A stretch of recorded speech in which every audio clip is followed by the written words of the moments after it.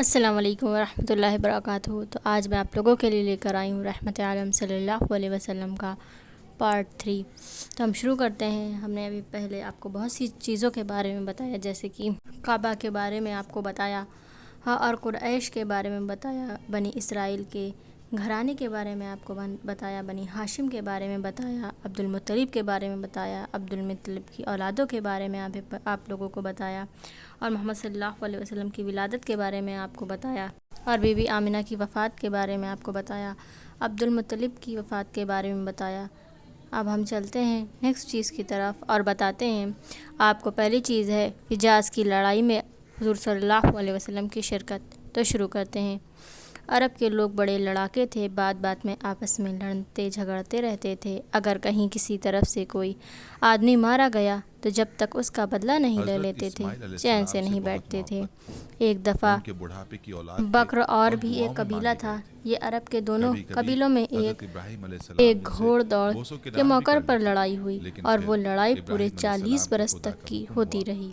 اسی قسم کی ایک لڑائی جس کا نام فجار ہے، یہ لڑائی قریش اور قیس قبیلوں میں ہوئی تھی۔ قریش کے سب خاندانوں نے اپنے اس قومی لڑائی میں شرکت کی تھی۔ ہر خاندان کا دستہ الگ الگ تھا۔ ہاشم کے خاندان کا جھنڈا عبد المطلب کے ایک بیٹے زبیر کے ہاتھ میں تھا۔ اسی صف میں ہمارے پیغمبر بھی تھے۔ آپ صلی اللہ علیہ وسلم بڑے رحم دل تھے، لڑائی جھگڑے کو پسند نہیں فرماتے تھے، اس لیے آپ صلی اللہ علیہ وسلم نے بھی کبھی کسی پر ہاتھ نہیں اٹھایا۔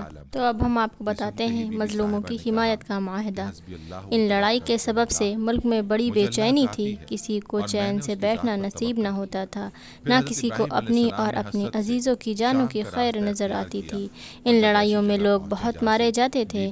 ان کے لیے خاندانوں میں بن ماں باپ کے یتیم بچے بہت تھے، ان کا کوئی پوچھنے والا نہ تھا۔ ظالم لوگ ان کو ستاتے تھے اور زبردستی ان سے کام لیتے تھے۔ خاندان میں جو کمزور ہوتا تھا اس کا کہیں ٹھکانہ نہ تھا۔ غریبوں پر ہر طرح کا ظلم ہوتا تھا۔ یہ حالت دیکھ کر آپ صلی اللہ علیہ وسلم کا دل دکھتا تھا اور سوچتے تھے کہ اس زور و ظلم کو کیسے روکیں کہ سب لوگ خوشی خوشی امن اور امان سے رہیں۔ عرب کے چند نیک مزاج لوگوں کو پہلے بھی یہ خیال ہوا تھا کہ اس لیے چند قبیلوں میں آپس میں مل کر یہ عہد کریں کہ وہ سب مل کر مظلوموں کی مدد کریں گے۔ اس تجویز کے جو پہلے بانی تھے ان کے ناموں میں اتفاق سے فصل کا لفظ ہے، جس کے معنی بھی مہربانی کے ہیں، اس لیے ان کے آپس میں عہد کا نام فضل والوں کا قول و قرار رکھا گیا، اور اس کو عربی میں حلف الفضول کہا۔ فجار کی لڑائی جب ہو چکی تو آپ صلی اللہ علیہ وسلم کے چچا زبیر بن عبد المطلب نے یہ تجویز پیش کی کہ اس قول و قرار کو جو پہلے کیا جا چکا تھا اور جس کو لوگوں نے بھلا دیا، پھر سے زندہ کیا جائے۔ اس لیے ہاشم، زہرہ اور یتیم کے خاندان مکہ کے ایک نیک مزاج آدمی کے گھر میں جس کا نام عبداللہ بن جدعان تھا جمع ہوئے، اور سب نے مل کر عہد کیا کہ ہم میں سے ہر شخص مظلوموں کی حمایت کرے گا، اور اب مکہ میں کوئی ظلم رہنے نہیں پائے گا۔ اس معاہدہ میں ہمارے محمد صلی اللہ علیہ وسلم بھی شریک تھے اور بات کو فرمایا کرتے تھے کہ میں مکہ میں آج بھی اس معاہدے پر عمل کرنے کو تیار ہوں۔ اب چلتے ہیں کعبے کی تعمیر کی طرف۔ مکہ کا شہر ایسی جگہ بسا ہے جس کے چاروں طرف پہاڑیاں ہیں، انہی کے بیچ میں کعبہ بنا ہے۔ جب زور کا مینا برستا ہے، پہاڑیوں سے پانی بہہ کر شہر کی گلیوں میں بھر جاتا ہے اور گھروں میں گھس جاتا ہے۔ کعبہ کی دیواریں نیچی تھیں اور اس پر چھت بھی نہ تھی، اسی لیے بہت دفعہ ایسا ہوا کہ سیلاب سے کعبہ کی عمارتوں کو نقصان پہنچ جاتا۔ یہ دیکھ کر مکہ والوں کی رائے ہوئی کہ کعبہ کی عمارت پھر سے اونچی اور مضبوط کرا کے بنائی جائے۔ اتفاقاً یہ کہ مکہ کے بندرگاہ پر جس کا نام جدہ تھا، سوداگروں کا ایک حجاز آ کر ٹوٹ گیا تھا۔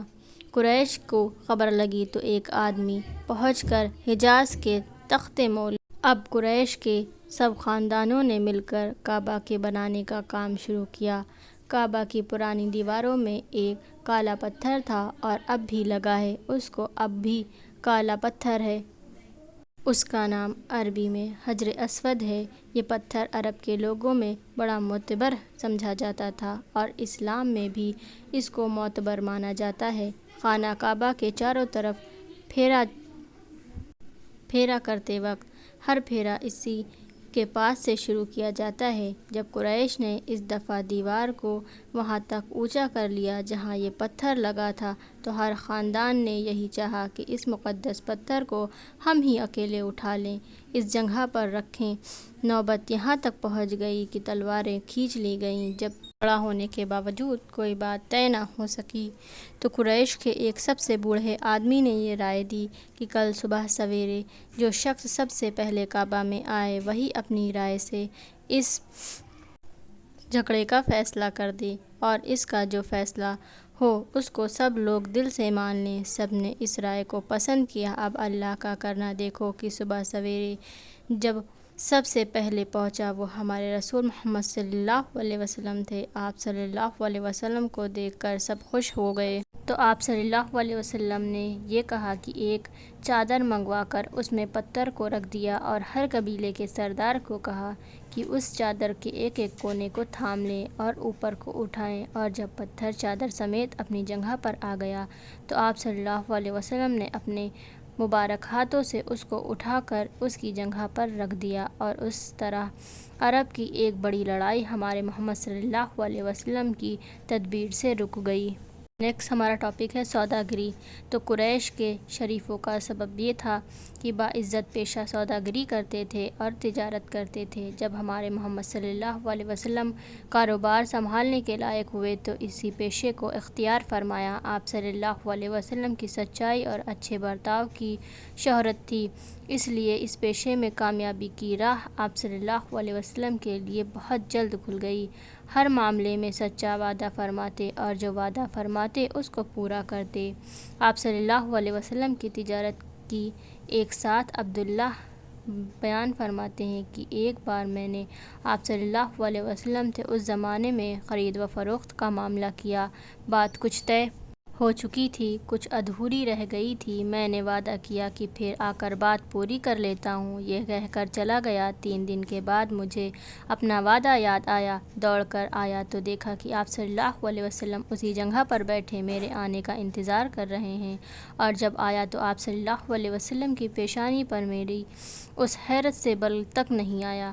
نرمی کے ساتھ اتنا ہی فرمایا کہ تم نے مجھے بڑی زحمت دی، 3 دن سے بیٹھا تمہارا انتظار کر رہا ہوں۔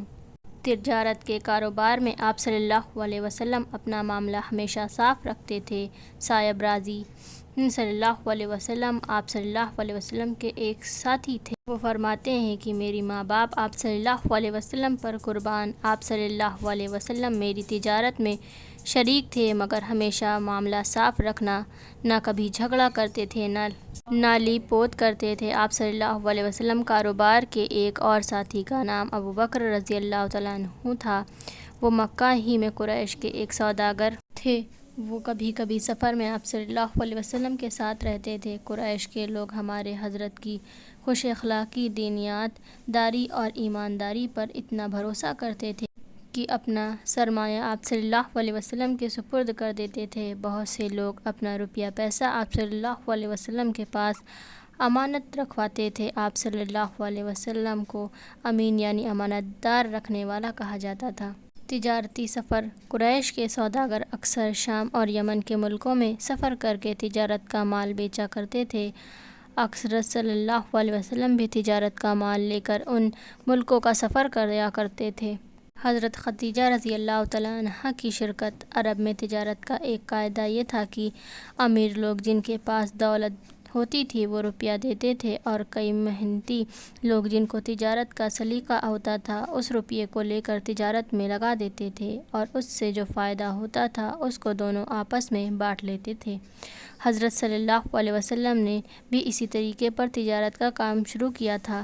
قریش میں حضرت خدیجہ رضی اللہ تعالیٰ عنہا نام کی ایک دولت مند بیوی تھیں۔ ان کے پہلے شوہر مر گئے تھے اور اب وہ بیوہ تھیں۔ وہ تجارت کی غرض سے اپنا سامان دوسروں کو دے کر ادھر ادھر بیچا کرتی تھیں۔ انہوں نے ہمارے حضرت صلی اللہ علیہ وسلم کی ایمانداری اور سچائی کی تعریف سنی تو آپ صلی اللہ علیہ وسلم کو بلوا کر کہا کہ آپ صلی اللہ علیہ وسلم میرا سامان لے کر تجارت کیجیے، میں جتنا نفع دوسروں کو دیتی ہوں اس سے زیادہ آپ صلی اللہ علیہ وسلم کو دوں گی۔ آپ صلی اللہ علیہ وسلم راضی ہو گئے اور ان کا سامان لے کر شام کے ملک کو گئے۔ بی بی حضرت خدیجہ رضی اللہ تعالیٰ عنہا نے اپنے غلام میسرہ کو بھی آپ صلی اللہ علیہ وسلم کے ساتھ کر دیا۔ اس تجارت میں خاص نفع ہوا۔ واپس آئے تو بی بی خدیجہ رضی اللہ تعالیٰ عنہا آپ صلی اللہ علیہ وسلم کے کام سے بہت خوش ہوئیں۔ بی بی خدیجہ اور آپ صلی اللہ علیہ وسلم کا نکاح اس سفر سے واپس آنے 3 مہینے گزر گئے تھے۔ بی بی خدیجہ رضی اللہ تعالیٰ عنہا نے آپ صلی اللہ علیہ وسلم کے پاس نکاح کا پیغام بھیجا۔ اس وقت آپ صلی اللہ علیہ وسلم کی عمر 25 برس کی تھی اور بی بی خدیجہ رضی اللہ تعالیٰ عنہا کی 40 برس کی تھی۔ پھر بھی آپ صلی اللہ علیہ وسلم نے خوشی سے اس پیغام کو قبول کر لیا اور چند روز کے بعد نہایت سادگی اور بے تکلفی کے ساتھ یہ تقریب انجام پا گئی۔ آپ صلی اللہ علیہ وسلم کے چچا ابو طالب اور حضرت حمزہ رضی اللہ تعالیٰ عنہ اور خاندان کے دوسرے بڑے دلہن کے مکان پر گئے اور ابو طالب نے نکاح کا خطبہ پڑھا اور 500 درہم میں مہر اقرار پایا۔ اب دونوں میاں بیوی ہنسی خوشی رہنے لگے۔ تجارت کا کام اسی طرح چلتا رہا اور آپ صلی اللہ علیہ وسلم عرب کے مختلف شہروں میں آتے جاتے رہے اور آپ صلی اللہ علیہ وسلم کی نیکی اور سچائی اور اچھے اخلاق کا ہر طرف چرچا تھا۔ شرک اور برائی کی باتوں سے بچنا۔ محمد صلی اللہ علیہ وسلم دنیا میں اس لیے پیدا کیے گئے تھے کہ وہ اللہ کے بندوں کو اللہ کا پیغام سنائیں، ان کو برائی اور بری چیزوں سے روکیں، اچھی اور نیکی کی باتیں بتائیں۔ تو جس کو پیدا کرنے سے اللہ کے غرض یہ ہو، ظاہر ہے کہ اللہ تعالیٰ نے اس کو کتنی اچھی باتیں دی ہوں گی اور اس کی خصلتیں کتنی اچھی بنائی ہوں گی۔ حضرت صلی اللہ علیہ وسلم بچپن سے بہت نیک، اچھے اور ہر برائی سے پاک تھے۔ بچپن میں بچوں کی طرح چھوٹے اور بے کار کے کھیل نہیں کھیلتے تھے اور جوان ہو کر بھی جوانی کی ہر برائی اور بری چیزوں سے پاک رہے۔ جب کبھی کوئی معمولی بات بھی ایسی ہوتی جو نبی کریم صلی اللہ علیہ وسلم کی شان کی مناسبت نہ ہوتی تو آپ صلی اللہ علیہ وسلم کو اللہ تعالیٰ اس سے صاف بچا لیتے۔ بچپن کا قصہ ہے کہ کعبہ کی دیوار درست ہو رہی تھی۔ بچے اپنے اپنے تہبند اتار کر کندھوں پر رکھ کر پتھر لاد رہے تھے۔ آپ صلی اللہ علیہ وسلم نے بھی اپنے چچا کے کہنے سے ایسا کرنا چاہا تو غیرت کے مارے بے ہوش ہو کر گر پڑے۔ شروع جوانی میں ایک جگہ دوستوں کی بے تکلفی مجلسیں تھیں جس میں لوگ فضول قصہ کہانی میں رات گزارتے تھے۔ آپ صلی اللہ علیہ وسلم نے بھی اس کے ساتھ وہاں جانا چاہا، مگر آپ صلی اللہ علیہ وسلم کو راہ میں ایسی نیند آئی کہ صبح ہی جا کر آنکھ کھلی۔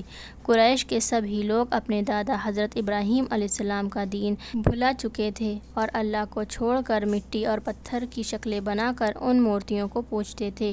کچھ لوگ سورج اور دوسرے ستاروں کی پوجا کرتے تھے، مگر حضرت محمد صلی اللہ علیہ وسلم نے جب ہوش سنبھالا ان باتوں سے برابر بچتے رہے۔